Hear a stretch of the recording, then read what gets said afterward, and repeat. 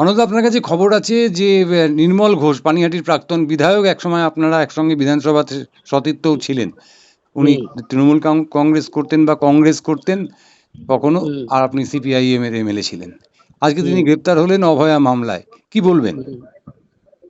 এটা নিয়ে তো বহুদিন ধরেই চলছিল।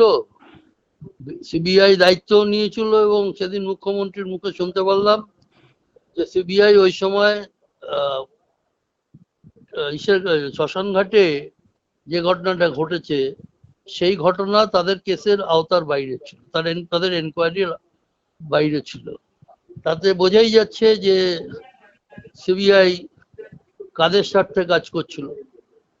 আর সেদিন মুখ্যমন্ত্রী বললেন যে এটা বাদ গেছে, এটা সিবিআই এর আওতায় না, এটা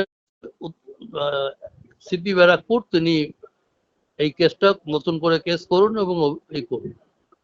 এখন আবার শুনতে পাচ্ছি যে নির্মল ঘোষ অ্যারেস্ট হয়েছে, বহুদিন আগেই তার অ্যারেস্ট হওয়া উচিত ছিল এবং তাকে এনকোয়ারিতে ডাকা উচিত ছিল। এখন তো অনেক তথ্য তো প্রমাণই কোথায় থাকবে কেউ জানে, এতদিন আগেকার ঘটনা। আর এখন আবার শুনছি যে সব ধারাগুলোই এভেলেবেল দেওয়া হচ্ছে। আমরা চাই যে অভয়া, তার যে বিচার এবং তার যে অপরাধী তাদের শাস্তি হোক, কঠোরতম শাস্তি হোক। লেভার লেট বেটার, অনেকদিন ধরে উনি ভাবছিলেন করবেন, কিন্তু কেন একটা মানুষের সম্পর্কে যার প্রধান অভিযোগ যে মানুষটির সম্পর্কে, এবং সারা পশ্চিমবঙ্গের মানুষ দেখেছেন হসপিটাল থেকে একেবারে বাড়ি পর্যন্ত এবং সেখান থেকে শ্মশানঘাট পর্যন্ত সবসময় ছিল, তাহলে সেই মানুষটাকে জিজ্ঞাসাবাদ করতে এতদিন সময় লাগলো, আর একটু লঘু ধারায় তাকে কেস দেওয়া হলো, মামলা দেওয়া হলো, এটা বিস্ময়কর। কাজে সেটা দেশের রাজ্যের মানুষও ভাববে, আর রাজ্যের মুখ্যমন্ত্রীরও ভাবা উচিত যে এরকম এত লেটে হলো কেন। সিবিআই তো তাদের সরকারের অধীনে, তা সেই সিবিআই বা এই জায়গাটা বাদ দিয়ে রাখলো কেন?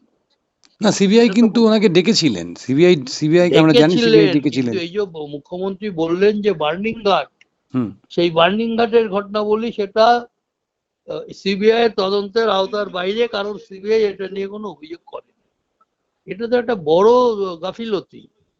সেই গাফিলতির ব্যাপারে তো মুখ্যমন্ত্রীর দেশের স্বরাষ্ট্রমন্ত্রীকে বলা উচিত যে এত বড় গাফিলতি যে অফিসাররা করেছেন তাদের বিরুদ্ধে ব্যবস্থা নেবেন না কেন। এখানে তো নিয়ে এখানে একে ওকে সাসপেন্ড করছেন, খুব ভালো কথা, সাসপেন্ড করলেই যে সমস্যা মিটে যায় এমনটাও না।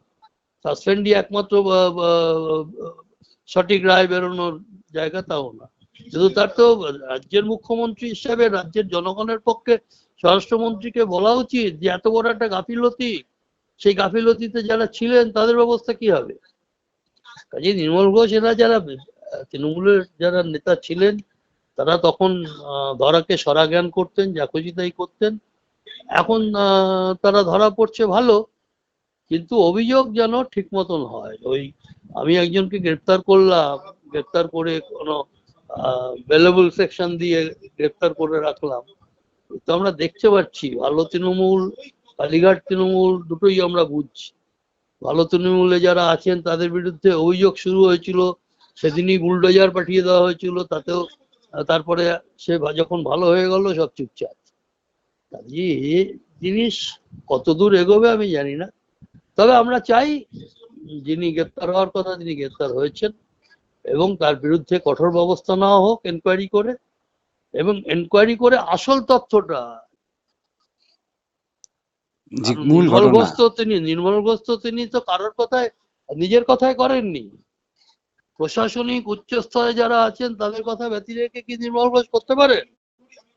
একজন এমএলএ, তার কথায় কি সিপি চলবে? তার কথায় কি সুপার মিউনিসিপালিটির যে হসপিটালের যিনি প্রিন্সিপাল তার কথায় চলবে? তাদের কথা তো চলেনি, তাদেরকে নির্দেশ দেওয়া ছিল।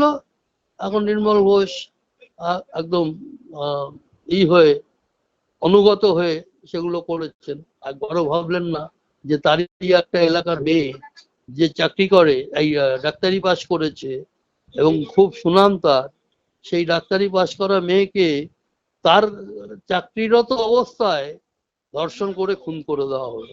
এইসব লোকে এইসব শাস্তি হয়। ধন্যবাদ মানুষদা।